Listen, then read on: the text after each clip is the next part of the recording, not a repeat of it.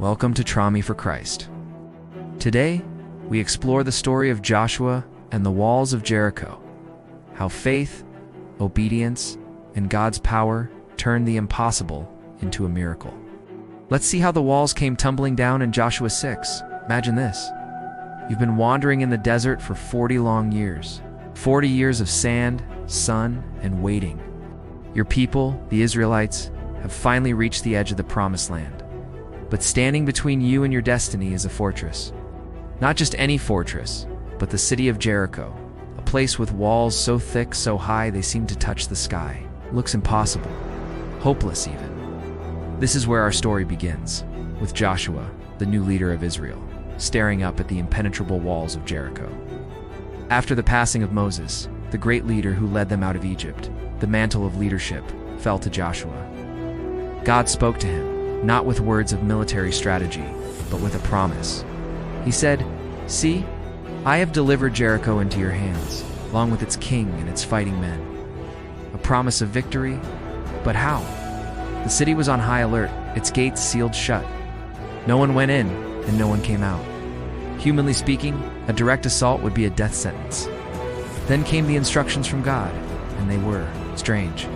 Not what you'd expect from a divine commander-in-chief. No orders for siege engines, battering rams, or scaling ladders. Instead, God told Joshua something completely different. He said to have the army march around the city, just walk around it, once a day for 6 days straight. The armed men were to lead the procession, followed by 7 priests, each carrying a shofar, a trumpet made from a ram's horn. Behind them, more priests would carry the most sacred object in all of Israel, the Ark of the Covenant, the physical symbol of God's presence. And the rest of the army would follow, forming a rear guard. There was one more rule, and it was a crucial one: silence. No one was to say a word.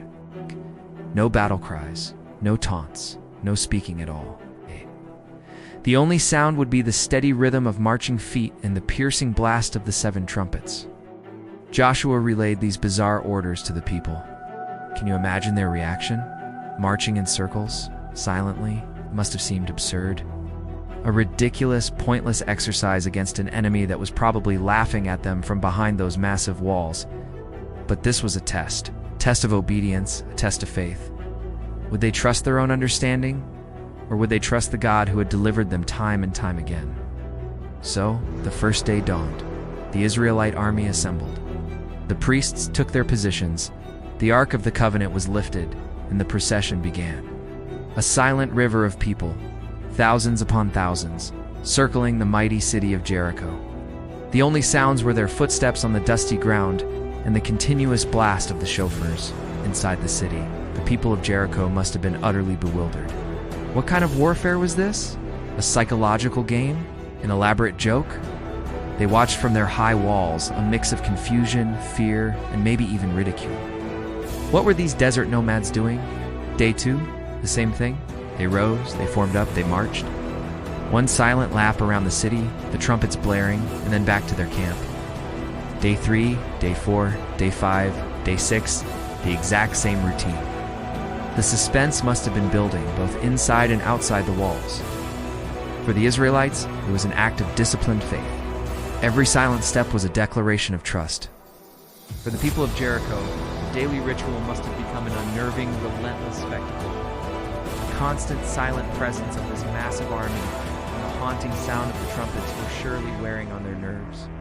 This wasn't a conventional siege, but it was a siege nonetheless, a siege on their minds and their courage. Then came the 7th day. This day was different. The instructions changed. God told Joshua that on this final day, they were not to march around the city just once, but 7 times, 7 laps. After the 7th circuit, the priests would sound one long, sustained blast on their trumpets. At that exact moment, Joshua was to give the command, and every single person in the Israelite camp was to let out a massive shout. A shout from the entire nation. The sun rose on that fateful 7th day. The Israelites began their march earlier than usual. The air was thick with anticipation. 1 lap, 2 laps, 3. The soldiers marched, their faces set with determination. The priests blew their horns. The Ark of the Covenant, a golden box containing the hope of a nation, was carried with reverence. 4 laps, 5-6. The tension was at its peak. They completed the 7th and final circle around the city. The procession came to a halt. Silence. A profound, heavy silence fell over the plains of Jericho. The marching stopped. For a moment, the only sound was the wind. Then the 7 priests lifted their shofars to their lips and blew with all their might. Not the short blasts of the previous days, but one long, earth-shaking note that seemed to hang in the air forever. As the sound of the trumpets reached its crescendo, Joshua raised his voice and gave the command he had been waiting for all week. Shout, for the Lord has given you the city. And at that command, a sound erupted from the throats of the Israelites. It wasn't just a battle cry. It was the collective voice of a people who had waited 40 years for this moment. It was a shout of faith, of release, of pent-up hope, of absolute trust in the promise of their God. It was the sound of a miracle about to happen. As that thunderous shout echoed across the valley, something impossible occurred. The ground began to tremble. The massive, formidable walls of Jericho, the symbol of impossible odds, the very thing that stood between a nation and its destiny, began to crack. Stones dislodged, the foundations groaned. And then, with a deafening roar, the walls of Jericho didn't just crumble, they collapsed. They fell flat, turning the impenetrable fortress into an open field. The Bible says the walls fell down in its place, creating a ramp of rubble leading directly into the heart of the city. The path was clear. The Israelite army, who had been marching in silent circles, now charged forward, every man straight ahead, and they stormed the city. The victory was swift and complete, exactly as God had promised. A city that should have taken months, or even years, to conquer with conventional warfare was taken in a single moment of faithful obedience. The story of Jericho is more than just an ancient battle account. It's a powerful lesson about the nature of faith. The Israelites were asked to do something that made no logical sense. Their path to victory wasn't through their own strength or military genius, but through their willingness to obey a command that seemed foolish to the world. They had to lay down their own understanding, their own pride, and simply trust. Think about the walls in our own lives, the obstacles that seem too high, the problems that feel too big, the situations that look completely hopeless.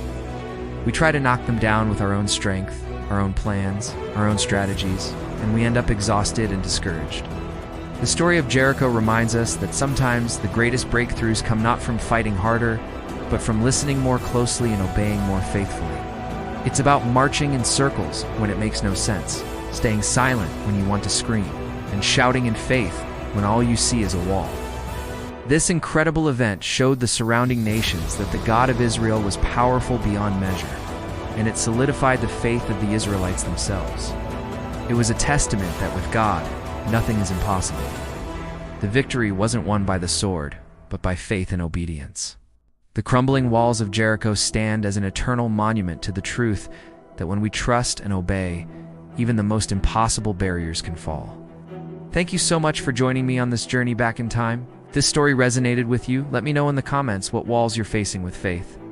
Don't forget to like this video and subscribe to Me for Christ for more stories that explore the depths of history and faith.